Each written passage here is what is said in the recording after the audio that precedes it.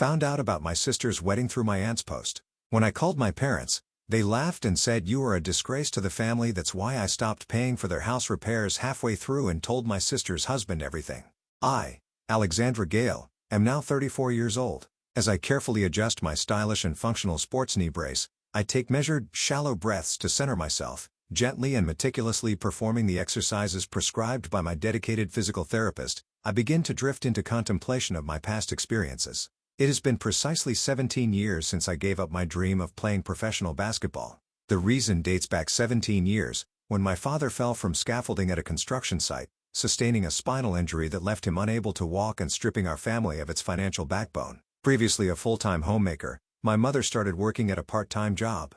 However, that alone was insufficient to support our family. Consequently, I declined a college sports scholarship to seek better-paying work in a major city, continuing to support my family from afar. I sent most of my salary to my parents every month, covering my father's medical expenses and our family's living costs. My sister, Hannah, was still in middle school, so I also took on the burden of ensuring she could receive a quality education. For years, I sacrificed my own life for the sake of my family. 6 months ago, I was coaching at a charity basketball tournament at the Chicago YMCA. Teaching these children was a small consolation after giving up my dreams of becoming a professional athlete. That day, due to a shortage of coaches, I found myself actually playing on the court. "Show us more, coach," the children shouted excitedly. As I performed my signature drive and jump shot, a sharp pain shot through my knee upon landing. "It's nothing," I reassured another coach who was present. "Just an old injury acting up." However, by that night, my knee had swollen significantly, and by the next morning, I found it difficult to walk. The doctor's diagnosis was severe. "Ms. Gale, your anterior cruciate ligament is completely torn. This is not a recurrence of an old high school injury. It's a new injury. You will need surgery." Surgery? I was stunned, but I have a job. I can't take time off. "You have no choice," the doctor responded calmly. "If left untreated, you could develop a walking disability in the future." The room began to spin. Medical bills for my father, support for my mother, preparations for Hannah's wedding. And now, this surgery. The out-of-pocket costs were not insignificant. How long will the recovery take? I tried to calm my voice. "You won't be able to return to work for 1 to 2 weeks after the surgery, and full recovery will take about 6 months, the doctor explained. I nodded silently and informed my family over the phone, assuring them I was fine and could handle all the preparations for the hospital stay on my own. On the day of the surgery, my breathing synchronized with the regular drops of the IV drip. A chill from the floor crept up my back. "Miss Gale, your temperature is 98 degrees, blood pressure 110/70. All good," a nurse said with a smile, slightly easing my anxiety. "We'll move you to the surgery room in about 30 minutes. My smartphone vibrated with a call from my mother. "Alexandra, I'm sorry I can't be there. I can't leave your father alone." Her voice was filled with regret. "But I will definitely call you once the surgery is over." In the hallway, the sounds of doctors and nurses bustling, other patients' families talking and laughing contrasted with the silence in my room. "It's okay, Mom," I tried to sound cheerful. "I can handle it alone. It's nothing new." After hanging up, I stared at the hospital bed ceiling. Alone, as always, whether it was when I injured my Achilles tendon during a high school basketball game, on graduation day, or celebrating my first promotion. It's always just me. Strong big sister, reliable Alexandra. They assumed I'm always independent. The nurse returned to check my for. "Miss Gale, is your family coming?" she asked kindly. "No," I maintained my composure. "But it's okay. I'm used to it." She looked at me with sympathetic eyes but said nothing. I had always been expected to be strong, never allowed to show my own weaknesses as the family's pillar. This surgery and recovery period were no exceptions. "How's the pain?" Tyler, my physical therapist, asked over a video call, carefully observing my movements. "It's better than yesterday," I responded, "but it's still hard to fully bend it." Recovery from the anterior cruciate ligament reconstruction. Surgery takes time. Take it easy, especially since you tend to push yourself too hard when you're on your own, he advised. I laughed in response.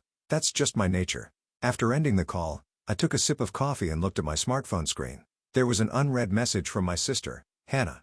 "Alexandra, the wedding preparations are all set. Did you receive the invitation? It's on June 10th. Make sure you come." I smiled, looking forward to Hannah and Daniel's wedding more than anything. It was just a month away. I felt genuine joy at the thought of being part of one of the most important moments in her life, especially after the challenging months of surgery and recovery that I had been through. "Of course, I'll be there, Hannah. I'm looking forward to it," I replied. Then, I moved to the office space in my home. The computer screen displays a folder labeled Hannah and Daniel, Home Renovation Plans. I check the renovation company's quote and prepare the bank transfer, smiling contentedly. Hannah and Daniel plan to live with my parents after their marriage. Even though my father's condition is stable, having young people nearby is reassuring. I had prepared $50,000 for the renovation cost to expand their living space, intending it as a start to my sister's new life and a repayment for my parents' years of support. Suddenly, my smartphone rings again. It's from my best friend, Olivia. Alexandra, have you seen Hannah's video? No, I've been busy. What happened? Olivia's voice carries urgency. Hold on, I'll send you the link. Seconds later, Olivia sent me a link. It was to Aunt Jenny's Instagram account. As I scroll through, my heart nearly stops. There are photos and videos of Hannah's wedding posted. Hannah in a white dress, Daniel in a tuxedo, smiling parents, family, and friends in group photos. The post was from last weekend. What? What does this mean? I forget to breathe. Alexandra, you said Hannah's wedding is in June, right? Olivia's voice was a mixture of shock and anger. The invitation I received said June 10th. I finally managed to speak. Why? This is awful. Why would Hannah do this? Olivia is at a loss for words too. My hands tremble. It isn't June 10th. The wedding had already taken place. And I was not invited. Alexandra, are you okay? Olivia's concerned voice comes through the phone. I don't know. I managed to say, I can't understand why Hannah wouldn't invite me. Alexandra, I'm coming over, Olivia says immediately. I'll be there in 30 minutes. I hang up, unable to respond, filled with confusion and pain. I start to question what I mean to my family.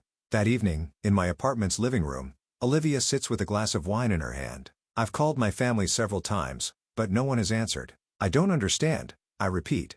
Hannah and I are sisters. I've done everything for her. You are an incredible sister, Olivia gently says. Do you remember how you paid for Hannah's college tuition? You've also continued to pay for your dad's medical bills, allowing her to lead her own life.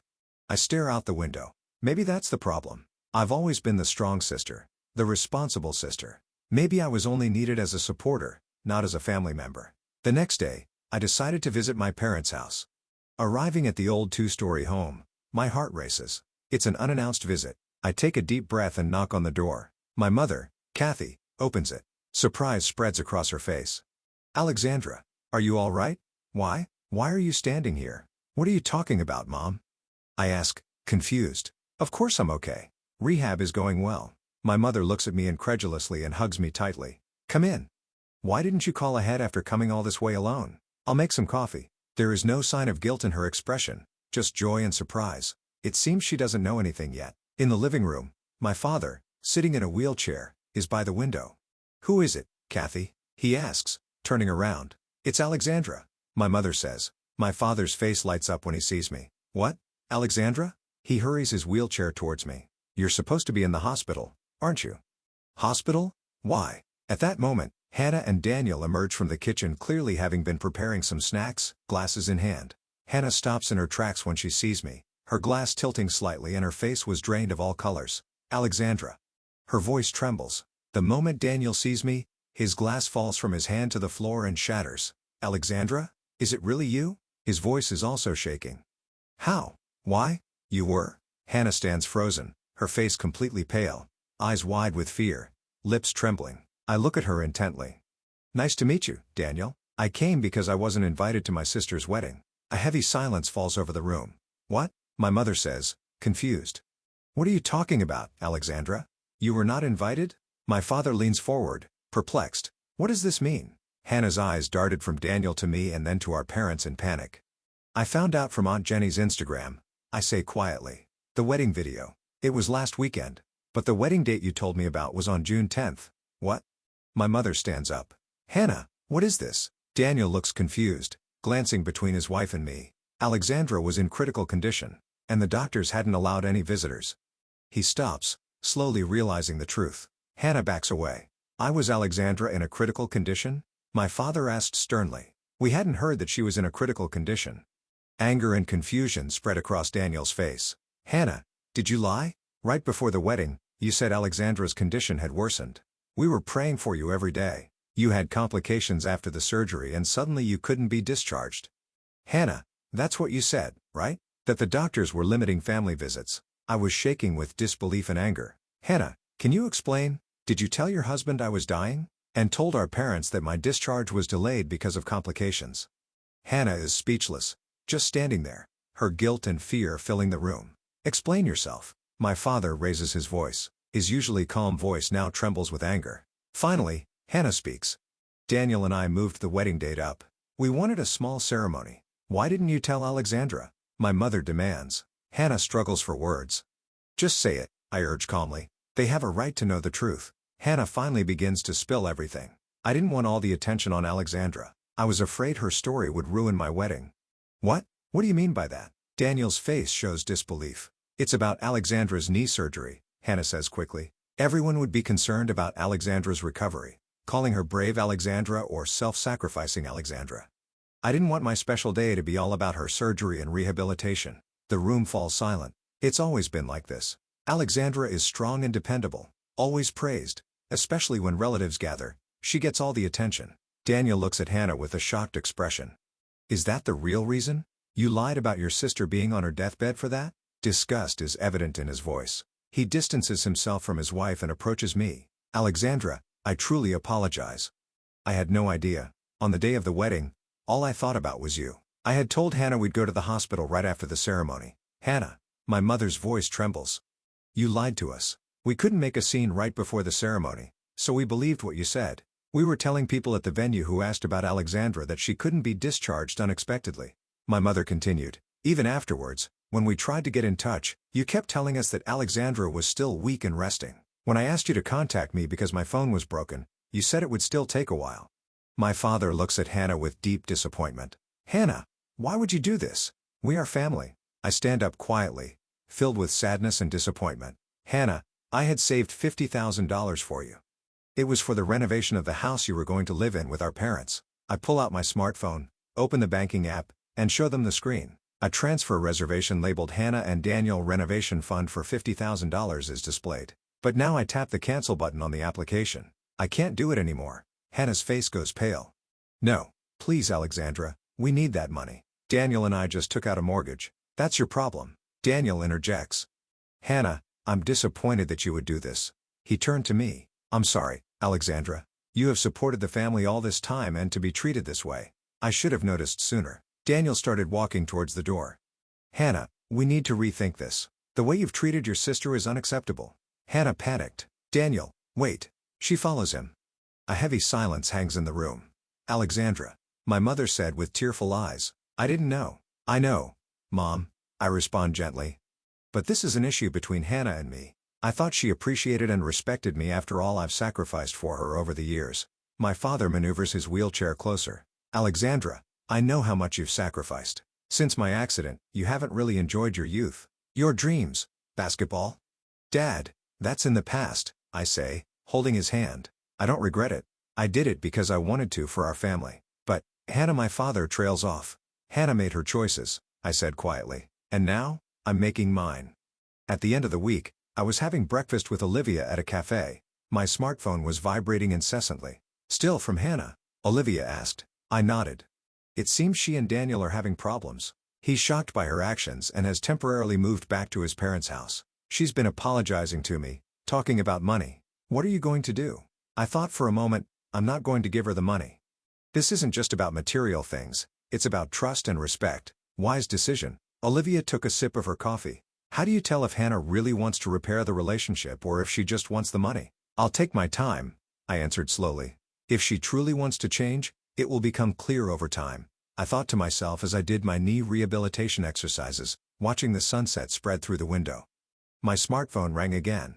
This time it was Daniel. Alexandra, may I speak with you? I replied, of course. First, I want to apologize for Hannah's actions. I was complicit in her lie, believing you were critically ill. I am truly sorry. I took a moment before replying. You were deceived, Daniel. The responsibility lies with Hannah.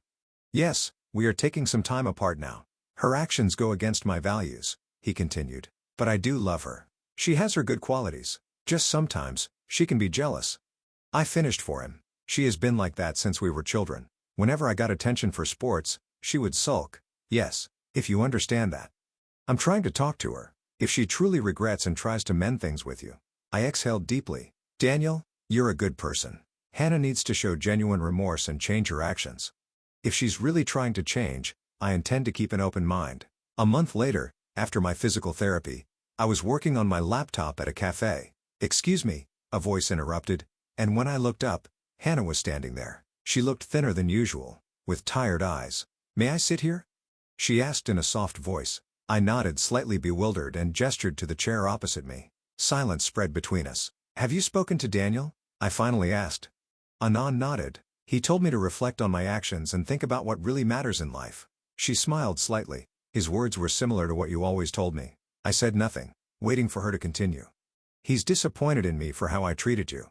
I listened silently. "But that's not all," Hannah continued. "We had just taken out a loan for the renovations, and now I have no way to pay it. Daniel and I took out the loan together, but since he left, he has refused to make payments." She pulled a folded paper from her handbag. "Look at this." It was a debt summary, the renovation loan, wedding expenses, and loans for new furniture and appliances they had purchased. I handed the paper back to her. "What are you planning to do?"